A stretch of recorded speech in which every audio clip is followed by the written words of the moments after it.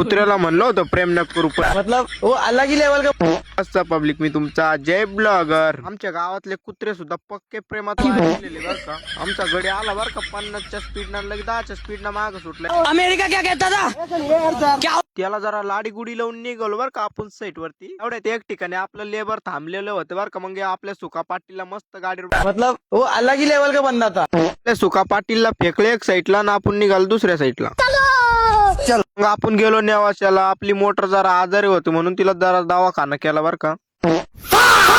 Motor घेऊन direct पोहोचलो गुल्फीच्या दुकानात. मग एक गुल्फी घेतली बर का. मोटर घेऊन गेलो होतो बर का मग साईट वरती. त्याच्यानंतर आपण ती मोटर वर घेतली बर का. त्याच्यानंतर मग ती जोडजाड चालू केलं बर का. आपण म्हणलं बाया आता नाही ना राहिला भाऊ ना. डायरेक्ट आपल्याला सरबत करून पाजला. पोरांनी जर सरबत नसतं पाजला ना तर आपण पुरं काम केलं असतं. पण पोरांनी आपल्याला सरबत पाजला म्हणून डायरेक्ट आपण निघालो दुसऱ्या साईट वरती. मतलब वो अलग ही लेवल का बंदा था. मला सांगतो दुसऱ्या साईट वरती आल्यानंतर एक पोराच काम चालू होतं. त्याच्यात आमचं एक लेबर झोपला होता बरं का. मग काय आपण बसलो गाडीत निघालो परत तिसऱ्या साईट वरती. बाया भाऊचं लग्न झाल्यानंतर भाऊ काय 8 दिवस बॅनर काढीत नसतो गाडीचा. मग पोहोचलो का आपण ते तिसऱ्या साईट वरती. मन काय म्हणतो मालक तुम्हाला एक शिवी देऊ का. म्हणलं भाऊ नको देऊ शिवी. सध्या आपल्या माग लय भोनगा आहे बरं. आपण ते मशीन वर घेतलं बरं का. मग ते खालचे नट वर लावून मस्त असं मशीन जोडून ठेवलं बरं का. मग आपण निघालो घरी. भेटू त्याच्या मिनी ब्लॉग मध्ये.